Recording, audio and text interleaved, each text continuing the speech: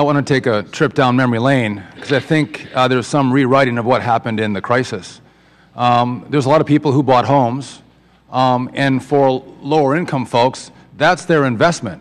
And a lot of them lost their investment walking into the crisis, devastating families.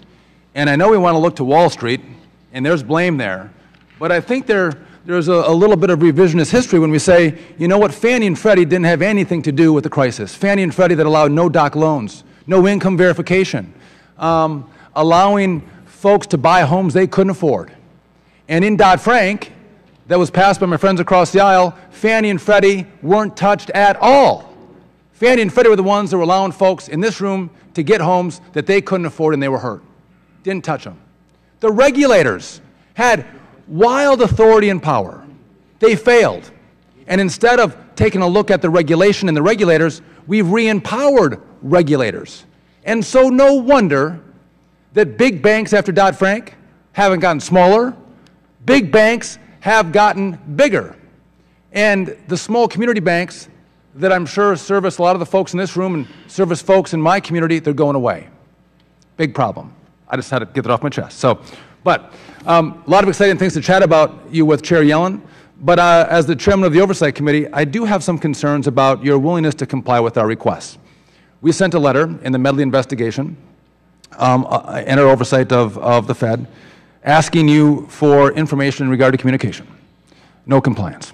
Then we sent you a subpoena in May. You did not comply with that. We had partial compliance in October. We're now a year after my initial letter. I've asked you for excerpts of the FMOC transcripts in regard to the discussion in regard to the internal investigation on Medley. You have not provided those to me. Is your intent today now to promise that I will have those, if not this afternoon, tomorrow? Well, Congressman, I discussed this matter with Chairman Hensarling and indicated that we have some concern with providing these transcripts. Finding the transcripts?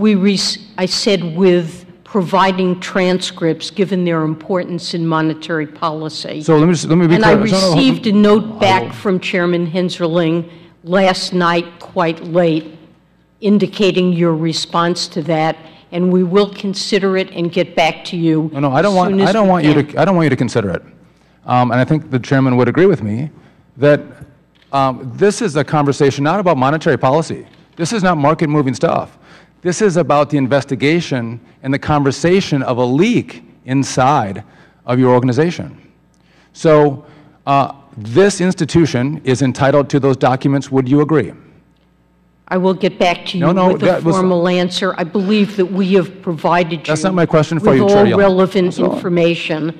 If I'm not entitled to it, can you give me the privilege that you're going to exert that's going to let me know why I'm not entitled to those documents? I said that we received, well after the close of business yesterday, a letter explaining your reasoning. Chair Yellen. I will need some time to discuss this matter with my staff before I give you a final answer. I don't want to, listen, I sent you a letter a year ago on February 5th. I had to send you a subpoena. You knew that I'm looking for these documents. You knew I was going to ask you about this today. So if you're not going to give me the documents, exert your privilege. Tell me your legal authority why you're not going to provide this to us. If this is market moving, I would be sensitive to that. This is not monetary policy conversations. This is about the internal workings of the Fed. And I'm not asking for all the transcripts. I'm just actually asking for the excerpts specific to our investigation and oversight of the Fed. Let me ask you this.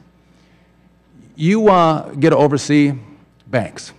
If you make a request to a bank for information a year ago, and they say, let me review it with my board, let me talk about it, but they never comply with your request for documents or information, what would the Fed do? I think we have complied very fully with the requests that you've made. I'm asking you, what would you do if you had made that kind of request to a bank that you oversee? What would you do? We work with banks to make sure we have access to the information. And if they didn't, I can't imagine what the Fed would do if someone didn't comply with your request. And guess what? We're entitled to the documents. We expect to get them unless you exert a privilege, and there is no privilege that you have. So I expect they'll come over. I yield back. Mr. Chairman, time of the gentleman is, for what purpose is the ranking member seeking recognition? Is it appropriate to ask for unanimous consent for clarification on a point of information that was just given by the gentleman? Does the lady have a parliamentary inquiry? The inquiry could be considered parliamentary. I understand the gentleman to say that they subpoenaed the feds and did not, it was ignored. Is that what he meant? The gentlelady is not stating a parliamentary inquiry, and as I think is the ranking member knows, the time of the chair is limited. If other members wish to pursue that in their questioning, they may pursue it in their questioning. The chair now recognizes the gentleman from Texas, Mr. Hinojosa. Thank you, Chairman.